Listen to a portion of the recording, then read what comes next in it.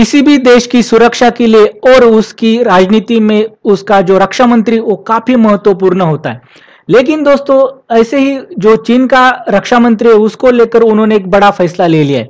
चीन ने जो उनका रक्षा मंत्री था उसको आनन फानन में बर्खास्त कर दिया है। उनकी जो कम्युनिस्ट पार्टी थे उसने एक वोटिंग ले ली और उसमें वो फैसला ले लिया है।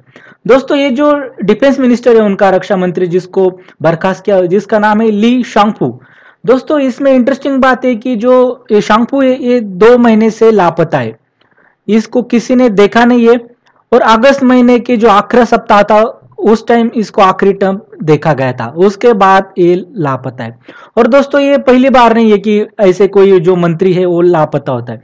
जो विदेश मंत्री है जो चीन के, उनको भी ऐसे ही चीन ने लापता किया था और फिर 2-3 महीने के बाद उसको पद से निकाल दिया था। तो चीन में देखो ये सिलसिला जो होता है मिसिंग का वो शुरू रहता है। लेकिन दोस्तों, आपके मन में सवाल होगा कि ये जो रक्षा मंत्री है इसको निकाल क्यों दिया। दोस्तों, दरअसल चीन की तरफ से कोई ऐसा ऑफिशियल बयान आया नहीं, लेकिन ऐसा कहा जा रहा है कि ये जो बंदा है इसको एक करप्शन के चार्जेस पे निकाल दिया है। दरअसल एक मिलिट्री हार्डवेयर प्रोक्योरमेंट डिपार्टमेंट है उसके तहत एक डील हुई थी और ये 2017-18 में डील हुई थी। मतलब एक पहले जो रक्षा मंत्री होने के पहले 4-5 साल इस पोजीशन पे था। तो इस पोजीशन पे जब ये था तो इसने करप्शन किया इसमें, तो ऐसा एक इस पे आरोप लगाया और इसके लिए वो एक इन्वेस्टिगेशन में था। और दोस्तों, ये नहीं तो इसके अंडर और 2 अफसर थे वो भी एक लापता दिखाई दे रहे 2 महीने से। तो क्या से लगाया जा रहा है कि इसके कनेक्शन से ही इसको लापता कर दिया। और दोस्तों, जो कम्युनिस्ट पार्टी है वो ऐसे जो मसले रहते हैं करप्शन वगैरह का वो पब्लिक के जो सामने नहीं लाना चाहती, क्योंकि इससे उसकी इमेज खराब होती है और फिर लोग डेमोक्रेसी उसकी डिमांड करते। तो ये बात हुई। लेकिन दोस्तों, स्टोरी में और भी कुछ ट्विस्ट है। वो क्या है देखते। दरअसल देखिए, जो राष्ट्रपति है चीन के, जी जिनपिंग, इनके अंडर में देखिए पावर जो काफी कॉन्सेंट्रेटेड हो रही है और ये काफी एक एकाधिकारशाही का इस्तेमाल कर रहे हैं। दोस्तों, ये माओ के बाद ये ऐसे राष्ट्रपति बनना चाहते कि जो चाइना में इन्फ्लुएंस हो, एक बड़ा इन्फ्लुएंस बढ़ा रहे।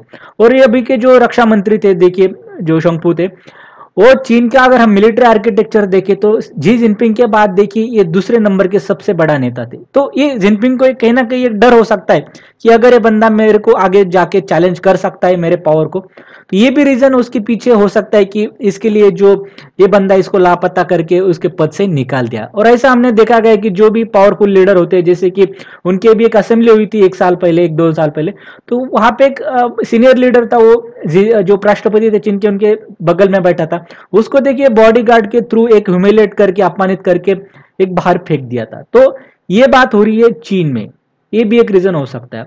देखिए दोस्तों, और भी स्टोरी में एक बात है, वो है कि ताइवान इशू।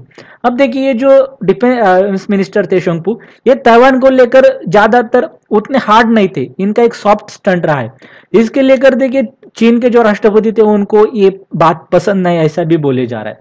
क्योंकि देखिए चीन को लगता है कि ताइवान को वो कैप्चर कर ले, उनके अंडर में लाए। और अगर रक्षा मंत्री ऐसा होता है जो सॉफ्ट रहता है तो उनको कहीं ना कहीं दिक्कत होती है। तो ये भी बात आगे आ रही कि जो ताइवान इशू के वजह से भी इनको एक पद से निकाल दिया, एक रह सकती है इसमें भी बात।